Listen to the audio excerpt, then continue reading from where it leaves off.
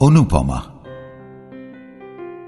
তখনও জানতাম না ব্যাপারটা, তাই নাম জিজ্ঞাসা করতে মেয়েটি যখন হাসতে শুরু করলো তখন বললাম, তোমার নামটা বোধ হয় খুব মজার, তাই হাসছ।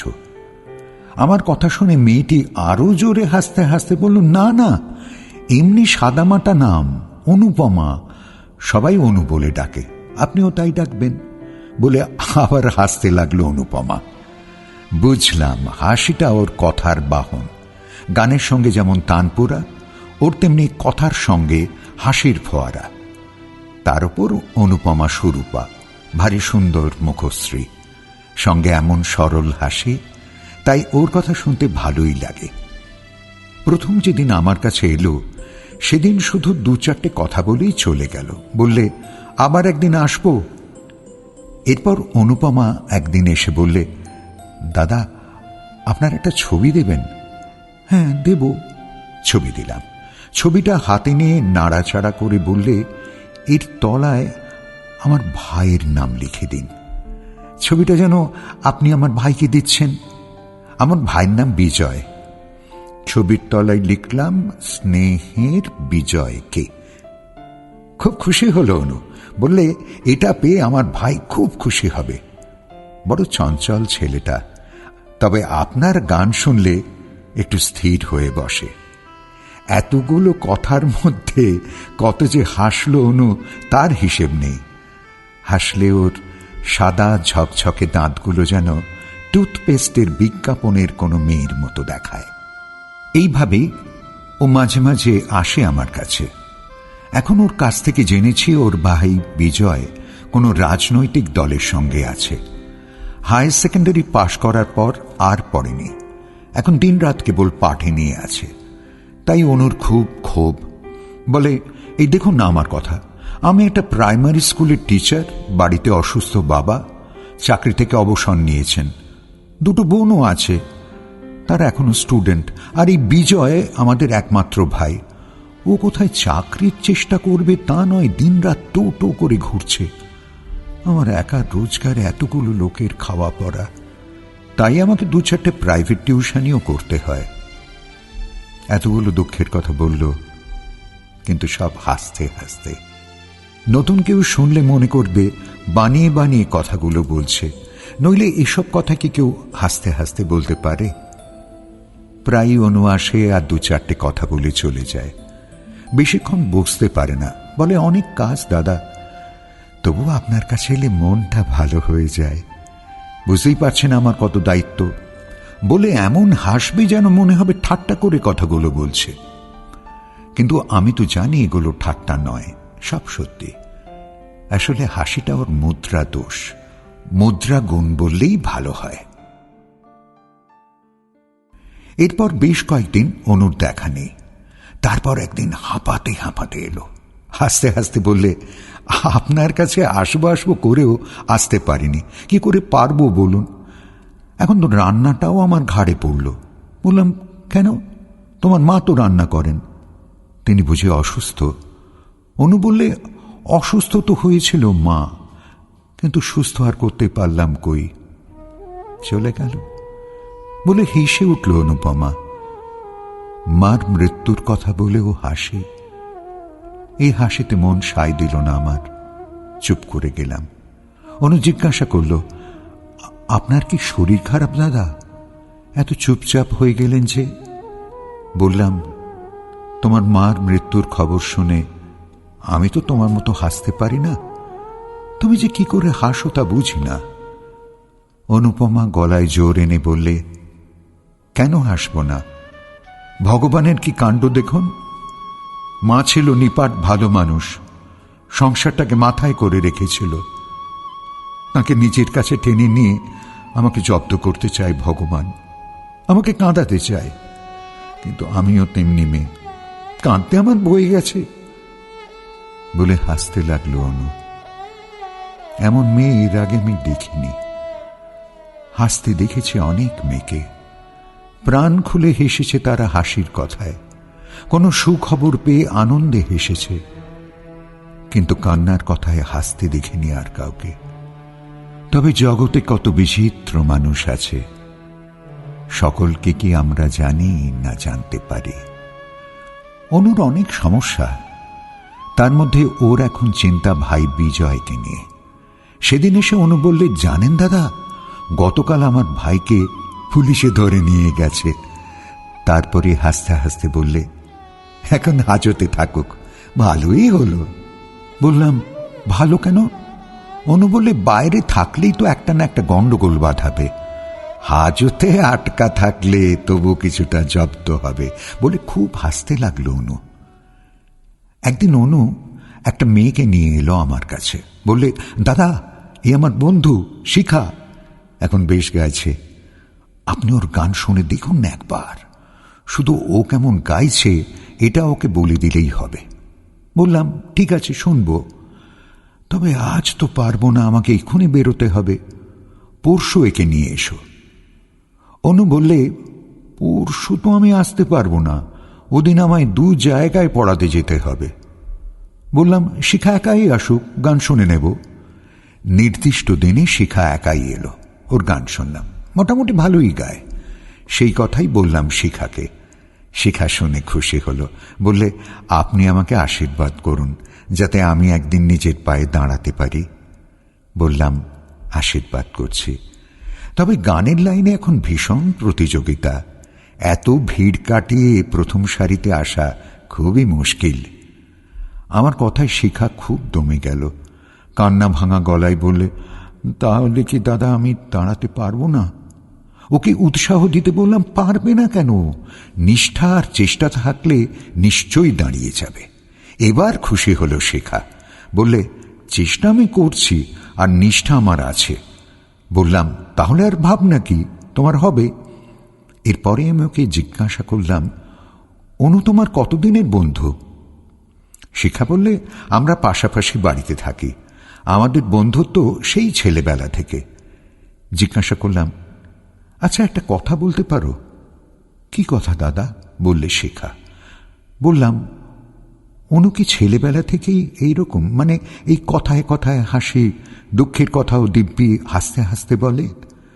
শিখা বললে, অনুকে যে কত রকমের ঝামেলা পোহাতে হয় তা যদি জানতেন। বাবা অসুস্থ, মা মারা যাবার পর সংসারে সব কাজ ওকে করতে হচ্ছে। ওর 2 বোন আছে, তারা কলেজে পড়ে, তারাও অনুর মতো নয়, এর মধ্যেই বয়ফ্রেন্ড জুটিয়েছে।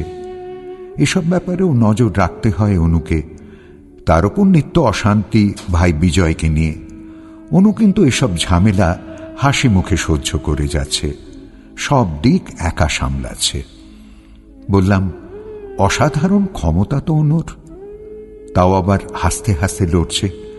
শিখা বললে, হ্যাঁ, এই হাসিটাই ওর শক্তি।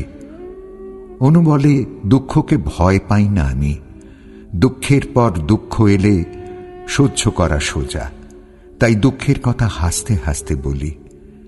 কিন্তু আমার ভয় সুখকে, সুখের পর দুঃখ এলে তা বোধ হয় এমন হাসতে হাসতে সইতে পারবো না, তাই সুখকে আমি এড়িয়ে চলার চেষ্টা করি। খুব দামি কথা বলেছে তো অনু, বললাম শিখাকে। উত্তরে শিখা বললে, আপনাকে তাহলে একটা ছোট্ট ঘটনা বলি। অনুকে তো এতদিন দেখছেন, সত্যিই সুন্দরী। একজন বড় লোকের ছেলে ওকে বিয়ে করতে চেয়েছিল, কিন্তু ও রাজি হয়নি। রাজি না হওয়ার কারণ জিজ্ঞাসা করাতে বললে, আমি গরিবের মেয়ে, ওদের অবস্থার সঙ্গে আমাদের অবস্থার আকাশ পাতাল তফাৎ। রূপের মোহের আয়ু বড় অল্প, 2 দিন ঘর করতে করতেই অরুচি। তখন আমাকে ছেড়ে দিলে কি অবস্থা হবে আমার? পাহাড় থেকে গড়ি একেবারে তলায়। খবরের কাগজ খুললে এরকম ঘটনা তো প্রায় দেখা যায়। না ভাই, 2 দিনের সুখের আমার দরকার নেই, আমার দুঃখই ভালো, তবু তো হাসতে পারছি। এর মধ্যে অনু একদিন এলো। শিখার গান আমার ভালো লেগেছে জেনে খুব খুশি হল। বললে, শিখার চেষ্টা আছে, তবে দোষ কি জানেন, কোথাও একটু ধাক্কা খেলে বড্ড মুষড়ে পড়ে, তখন ওর কান্না কান্না মুখ দেখলে কষ্ট হয়।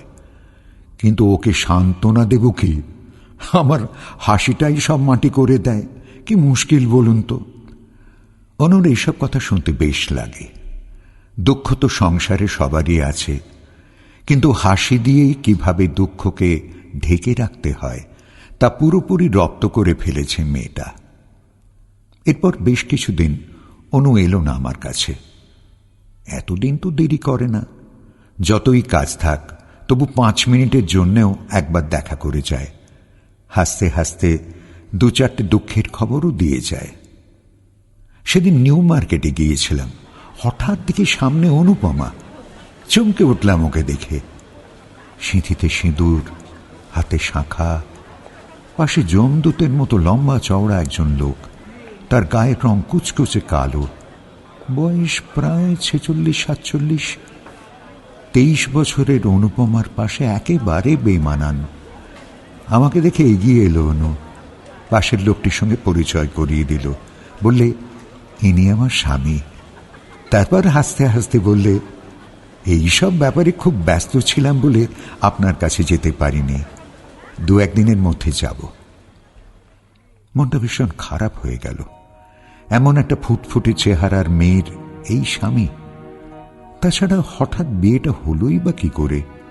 ও তো একবারও নিজের বিয়ের কথা আমাকে বলেনি।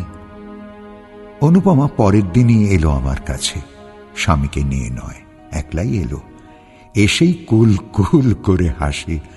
বললে, খুব অবাক হয়ে গেছেন তো? বললাম, অবাক হওয়ারই কথা, বলা নেই কওয়া নেই, একেবারে বিয়ে, তাও আবার। আমার কথা শেষ হওয়ার আগেই ও বললে, বুঝেছি আপনি কি বলতে চান। ওর চেহারাটাই ওরকম, গায়েও ভীষণ জোর। আমার মতো 4টে মেয়েকে একসঙ্গে তুলে ধরতে পারে, এত ক্ষমতা ওর। কিন্তু দাদা, মানুষটা ভালো। একটু থেমে বললে, তাছাড়া ওকে বিয়ে না করে আমার উপায় ছিল না। আমার ভাইকে বাঁচাতেই ওকে বিয়ে করতে হলো। বলে এক গাল হাসি। জিজ্ঞাসা করলাম, তোমার ভাই কি করেছিল?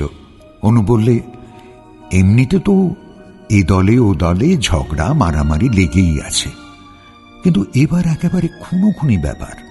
আমার স্বামী না থাকলে সেদিন বিজয় নির্ঘাত খুন হতো।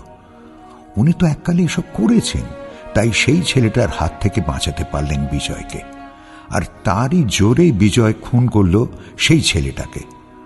সব ঘটনা ঘটল আমার স্বামীর চোখের সামনে। তার মানে পুরো ব্যাপারটা সাক্ষী থেকে গেলেন আমার স্বামী। জিজ্ঞাসা করলাম, তারপর?